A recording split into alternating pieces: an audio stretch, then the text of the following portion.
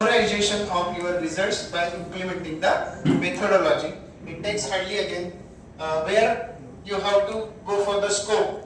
Whenever you are going to implement in next phase, suggest the enhancement, that is what improvement, and where the scope is for enhancement, that we will talk about inside the conclusion and future works. This is what my first part, literature submissions. Any doubt? Okay. Now second part is, now I am ready with my paper. Whatever the methodology, research, survey and all part I have done, I am done with my paper. While if I submit my paper to any journal, they are asking me to submit the plagiarism report. Without plagiarism report, they will not accept your papers. So what does the plagiarism report means? It is an what we can say, a technical analysis showing that whether you have copied your paper from someone else or not. That is what ensuring. So the basic thing is plagiarism is allowed, but up to what percent they are allowed the plagiarism? If you go for Q4 journals, don't worry about Q3, Q2 and Q1. If you go for QS Scopus journals, maximum 8% plagiarism is allowed with proper condition of citations. If you fail to do the citations, you may not be able to go for your final publication. So ensure your paper is having less than 8% of plagiarisms. Is this clear? So at this moment, plagiarism is nothing but, for example, suppose there is one famous logo. If I see,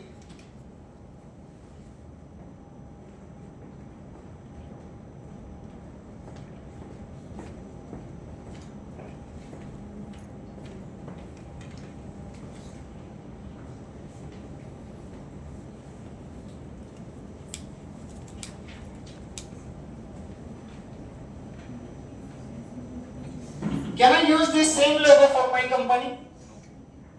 Why? I like it and I want to use as it is for my company. Can I use? No, because it is protected with some rights. We call copyrights, patents and all this part. Similarly, if already someone has published his or her work, we cannot use as it is without his consents.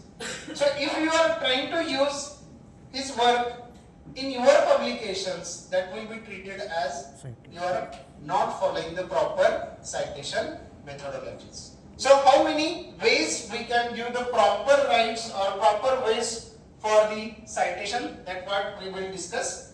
Direct method, mosaic method, self-plagiarism and accidental, just by simple copy paste method. That also you can do. So suppose this is one example.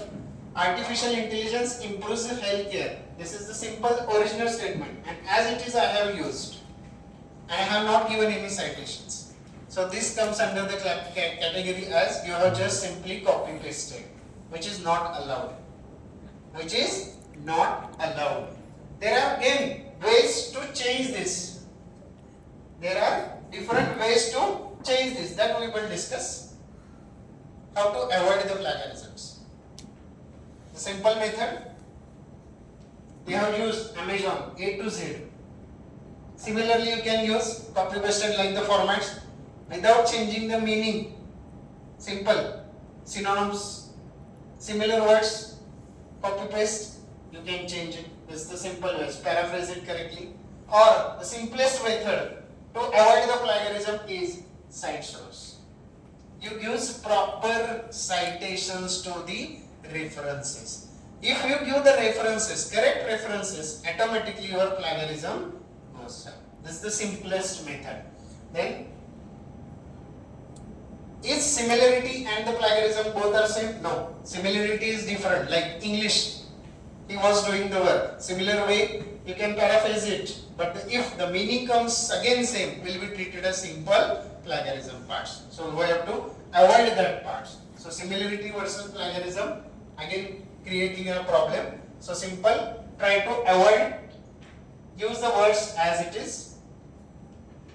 Now what are the simple techniques to check the plagiarism?